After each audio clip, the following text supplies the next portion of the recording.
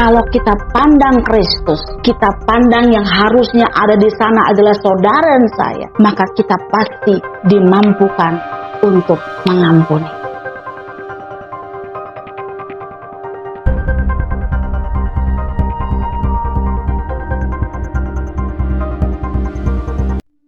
Selamat pagi sahabat yang baik. Hari baru pasti ada berkat baru, maka tetaplah bersukacita. Hari ini kita akan berbicara tentang mampukah kita mengampuni. Pengampunan itu lebih sering kita bicarakan daripada dipraktekkan. Kenapa begitu sulit mengampuni? Apa sebenarnya arti mengampuni? Saya mencatat ada 3 hal realita tentang mengampuni. Yang pertama adalah mengampuni itu nggak berarti bisa melupakan.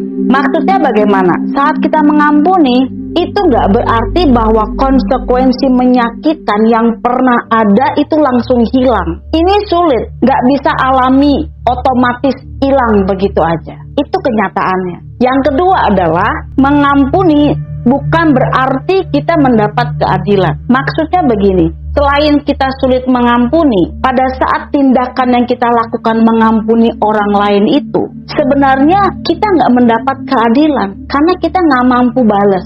Kita nggak balas kesalahan orang lain yang terjadi kepada kita. Yang ketiga adalah mengampuni tidak menjamin adanya perubahan dari orang yang kita ampuni. Belum tentu pada saat kita mengampuni lalu orang itu berubah. Jadi 3 hal realita ini membuat mungkin kita sulit mengampuni. Tapi kita diminta untuk meneladani Kristus yang mengampuni dosa kita sampai dia mati di kayu salib. Coba kita lihat di dalam Kolose 3 ayat 13. Dia katakan begini, sabarlah kamu seorang terhadap yang lain dan ampunilah seorang akan yang lain apabila yang seorang menaruh dendam terhadap yang lain. Sama seperti Tuhan telah mengampuni kamu, kamu perbuat jugalah demikian. Artinya kita harus mampu mengampuni. Kita harus meneladani Tuhan Yesus. Karena dia katakan bahwa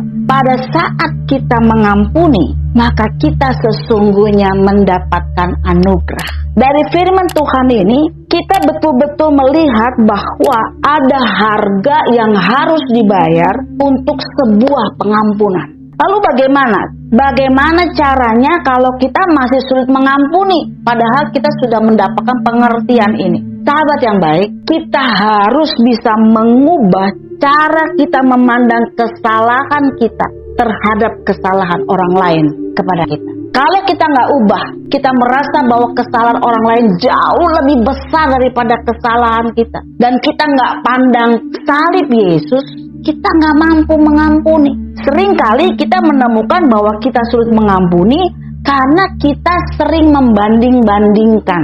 Bandingkan kesalahan dia sama kesalahan kita. Kita cari pembenaran. Kita betul-betul minta dukungan orang lain untuk bilang bahwa iya benar, kesalahan dia jauh lebih besar daripada kesalahan Anda. Sehingga kita akan sulit mengampuni. Tapi hari ini kita diingatkan Tuhan bahwa kita tidak lebih baik daripada orang lain. Kalau kita pandang salib Kristus, kita adalah orang yang harus dihukum juga sebenarnya. Tuhan tidak mandang kecil besarnya kesalahan. Karena menurut Tuhan, semua orang telah berdosa dan harus dihukum. Mari kita lihat di dalam Roma 3 ayat 23 sampai 24. Perhatikan firman Tuhan katakan begini. Karena semua orang telah berbuat dosa dan telah kehilangan kemuliaan Allah, dan oleh kasih karunia telah dibenarkan dengan cuma-cuma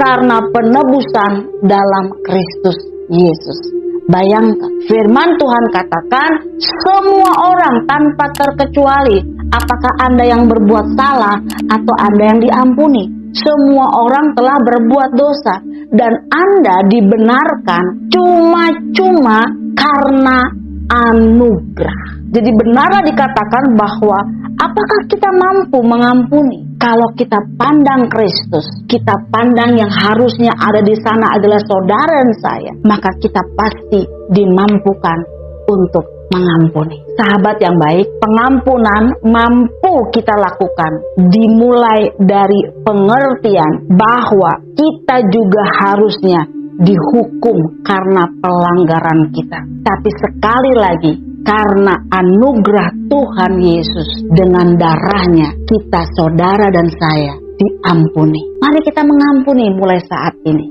Hiduplah di dalam anugerah pengampunan Tuhan. Tuhan Yesus memberkati.